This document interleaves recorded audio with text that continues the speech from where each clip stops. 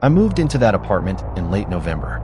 It wasn't somewhere I planned on staying long, just a temporary place while I figured things out. The rent was unusually cheap for the area, which should have been my first warning sign. But at the time, I didn't question it. The building itself was old. Not run down exactly, just quiet. Too quiet. 3 floors total, narrow hallways, dim yellow lighting that never seemed bright enough no matter what time of day it was. I was assigned a unit on the 2nd floor. When I met the landlord, he was polite, but distant. The kind of person who answers your questions just enough to end the conversation. While handing me the keys, he casually said something that didn't fully register until later. He said, "You won't have to worry about noise. No one lives above you." At the time, it sounded like a bonus. No upstairs neighbors. No footsteps. No late-night noise. Just silence. The first night felt normal. I unpacked a few things, set up my bed, and tried to get comfortable. Around midnight, the building felt completely still. No voices. No doors closing. Nothing. By 2 a.m., I was asleep. And then, at exactly 2:30 a.m., I woke up. Not fully, just that sudden, uneasy kind of waking where something feels off. That's when I heard it. Footsteps. Slow. Heavy. Coming from directly above me. At first, my brain tried to rationalize it. Maybe the landlord forgot to mention someone upstairs. Maybe maintenance workers. Maybe someone just moving in late. But the sound didn't match any of that. It wasn't normal walking. It was uneven, like each step had a delay. Step, and then a slight dragging sound. Then another step. Step, drag, step, drag. I sat up in bed, listening carefully. The sound moved from one end of the ceiling to the other, like something pacing back and forth. Not randomly, deliberately. I checked the time. 2:31 a.m. The pacing continued for about 5 minutes, and then stopped. Just like that. No final step. No door. No sound of leaving. Just silence.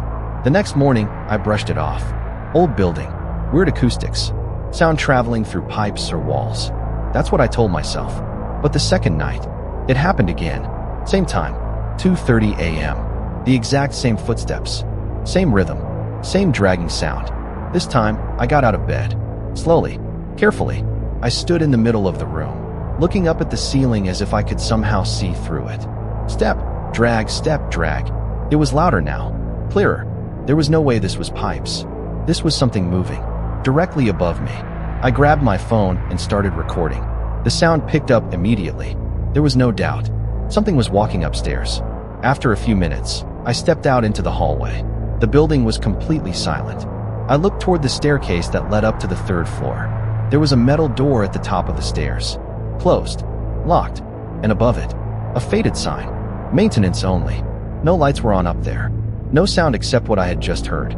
I stood there for a moment, debating whether to go up. But something about the silence stopped me. It didn't feel like someone was up there. It felt like something was waiting. So I went back to my apartment. The footsteps stopped a minute later. The next morning, I asked the landlord directly. I told him I heard someone upstairs. I even played him the recording. He didn't react the way I expected. He didn't look surprised. He didn't even look confused. He just listened quietly. Then he said something that made my stomach drop. "There's no one up there." I told him I knew what I heard. I told him it happened both nights. Same time. Same pattern. He sighed, like this wasn't the first time he'd had this conversation. Then he said, "The 3rd floor hasn't been used in years." I asked why. He hesitated, then finally said, "There was a fire. A long time ago." I felt a chill run through me. I asked if anyone ever goes up there now. Maintenance. Inspectors. Anyone. He shook his head. "It stays locked." I didn't know what to say after that, so I just nodded and left. That night, I didn't sleep.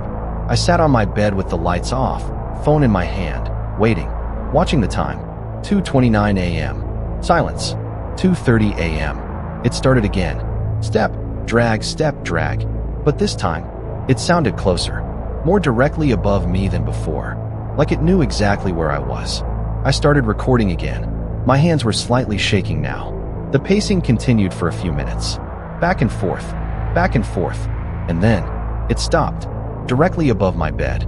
No movement, no sound, just a heavy presence. Then, knock. I froze. The sound came from the ceiling, right above me. A slow, deliberate knock. Then again, knock. And then a third time, knock. I couldn't move. I couldn't even look away. Then came the fourth knock. Louder, sharper, and right after it, my bedroom light flickered. Just once, I felt something shift in the air, like the room wasn't empty anymore. I stayed completely still for what felt like hours. Eventually, I must have fallen asleep. The next morning, I checked the recording. The footsteps were there. The knocks were there. Clear, undeniable. But at the very end of the audio, there was something else. Something I didn't hear that night. A voice, very faint, right after the last knock. It said, "You hear me now." I moved out 3 days later. I didn't finish unpacking. I didn't go back at night. I just left. A few weeks later, out of curiosity, I checked the listing online. The apartment was still available. Same price, same description, second floor, quiet building. No one lives above it. This happened during a blackout. Not just my house, the entire neighborhood lost power at the same time. No warning, no storm, no noise. 1 second everything was normal, and the next, complete darkness.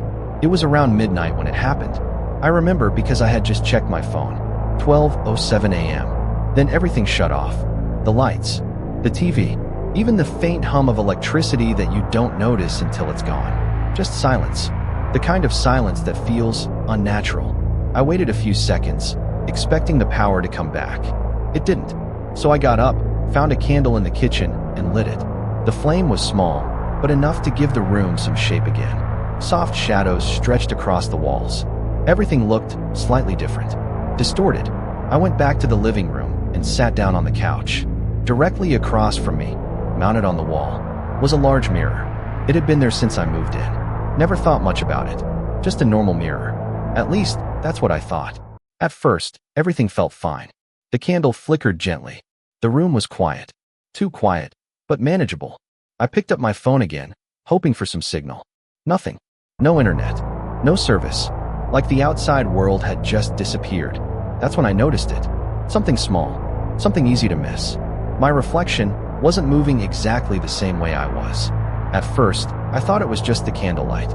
Shadows shifting, playing tricks. So I tested it. I slowly raised my hand. My reflection followed. But not instantly. There was a delay. Just a fraction of a second. But enough to notice. I froze. Then I moved my hand again. Slower this time. Watching closely, again. That slight delay. Like watching a poorly synced video. I felt a tightness in my chest. I tried to laugh it off. Told myself it was nothing. Just my eyes adjusting to the dark. But then, I leaned forward.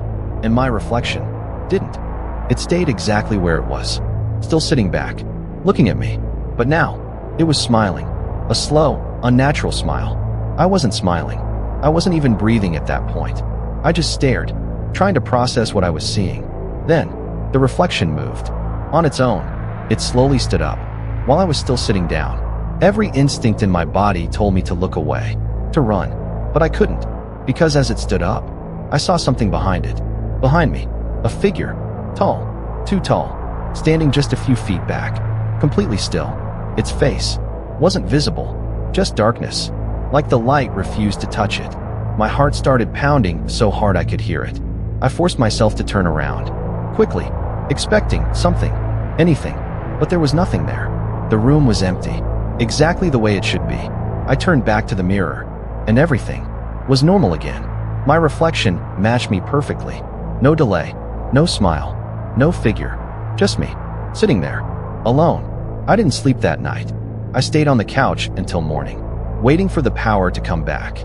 When it finally did, around 5 a.m., everything felt normal again. Lights came on. Phone signal returned. The world reset. I tried to convince myself it was just exhaustion. My brain playing tricks in the dark. That's the only explanation that made sense. Or at least, the only one I wanted to believe. Later that morning, I checked my phone, just scrolling through notifications, trying to distract myself. That's when I saw it. A photo, taken at 12:19 a.m., right in the middle of the blackout. I didn't remember taking any pictures, but there it was. I opened it, and immediately wished I hadn't. It was a picture of the living room, taken from where I was sitting, facing the mirror. In the photo, I was there, sitting on the couch, exactly where I remembered. But something was wrong, very wrong, because I wasn't looking at the mirror. I was looking straight ahead, at the camera, with a blank expression. And behind me, there was someone standing, The figure was clearer in the photo than it had been in the mirror. Tall, thin, its head slightly tilted, as if it was studying something. Studying me. Its face, still completely dark. No features, no eyes, nothing. Just a shape where a face should be. But the worst part was its hand, resting lightly on my shoulder.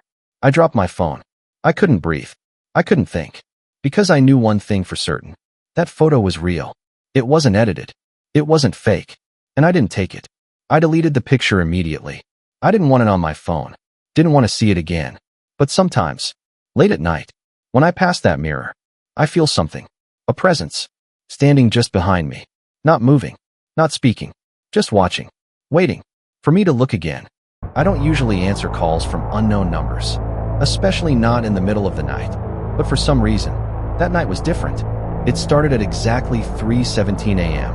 I remember the time clearly because I had just woken up a few minutes earlier for no reason. No noise. No dream. Just awake. The room was completely dark. Silent. And then my phone lit up. An incoming call. No caller ID. Just private number. I stared at it for a few seconds, letting it ring.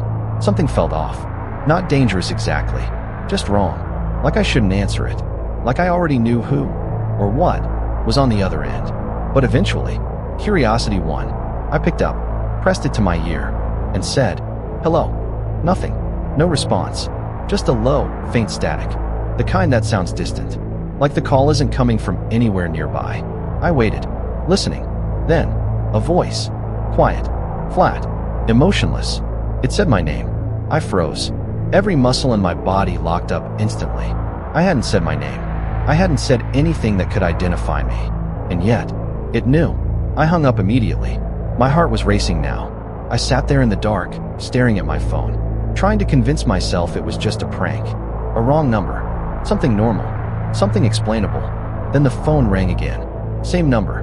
3:18 a.m. I didn't want to answer this time. But I did. Slowly. Carefully. This time, I didn't say anything. I just listened. The static was louder now. Closer. Like it was right up against the speaker. Then the voice came back. Same tone. Same flat delivery. It said, "You shouldn't have answered the first time." My stomach dropped. I felt a cold wave move through my chest. I stood up from my bed, scanning the room. Every corner. Every shadow. Nothing. But the voice continued. Calm. Unrushed.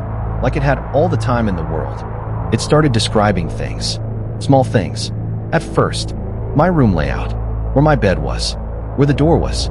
Then, more specific, you're sitting on the edge of your bed. I froze. Because I was. Your left hand is shaking. I looked down. It was. You keep looking at the door. I turned my head slowly. Toward the door. Half expecting it to already be open. But it was closed. Just like I left it. My breathing got heavier. Faster. I forced myself to speak. Who is this?